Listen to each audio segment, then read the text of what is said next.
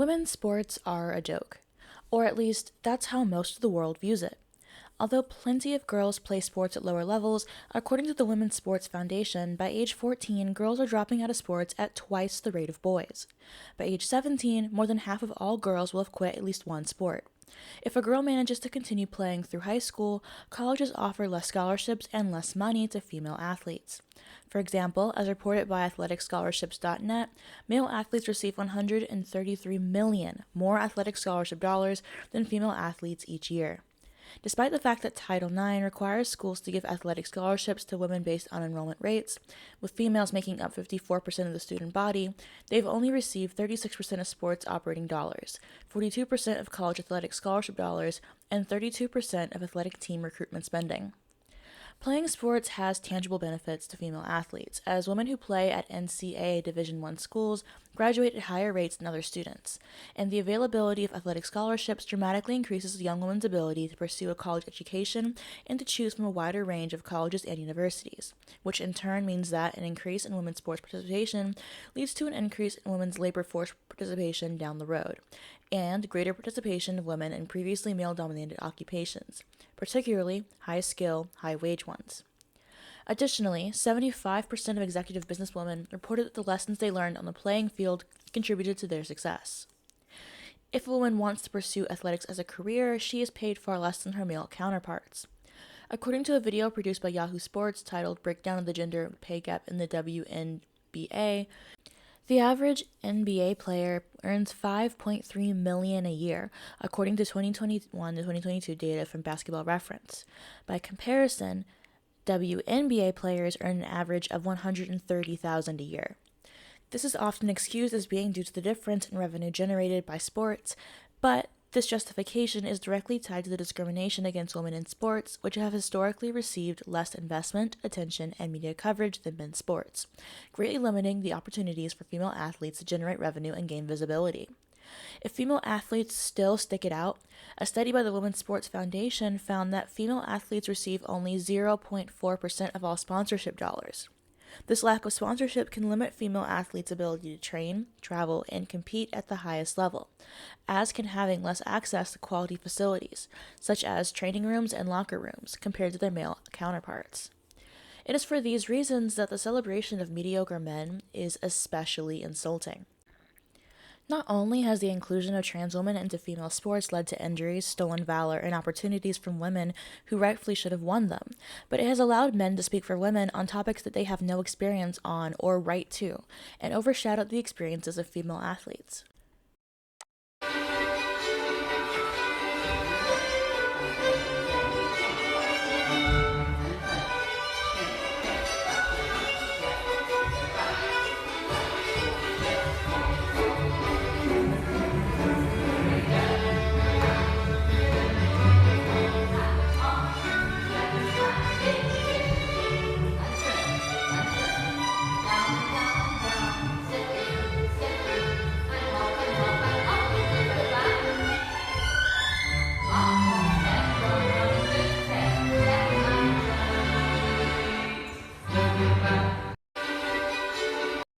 Most recently, this can be seen in Dylan Mulvaney's Nike sponsorship.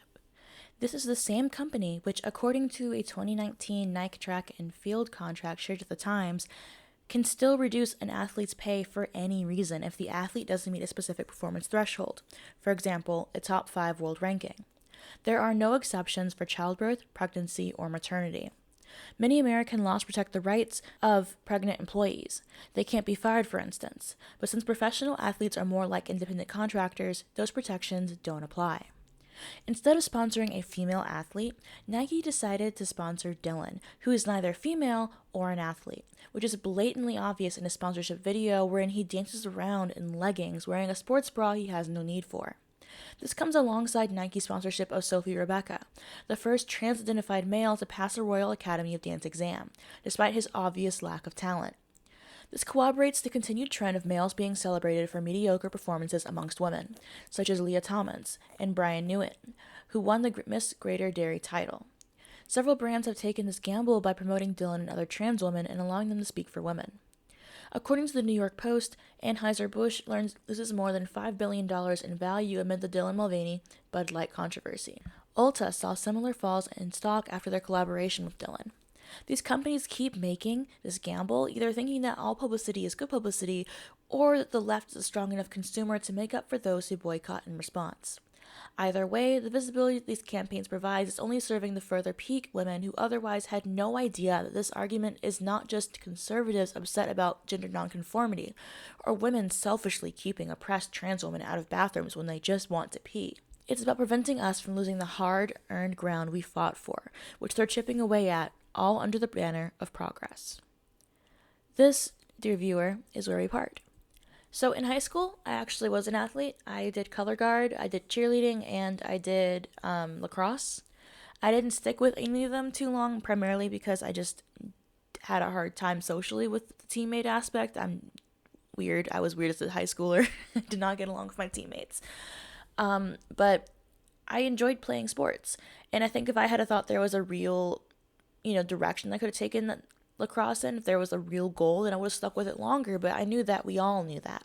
None of us were going to get into college by playing lacrosse. It was the thing you did to make you stay in shape or to have fun, but you weren't taking it seriously. And I find it so insulting that the few scant opportunities that female athletes have for making money, primarily sponsorships, is being taken by men, and men who aren't even good at what they're doing. They're not even mediocre. They're horrible. Dylan's not an athlete.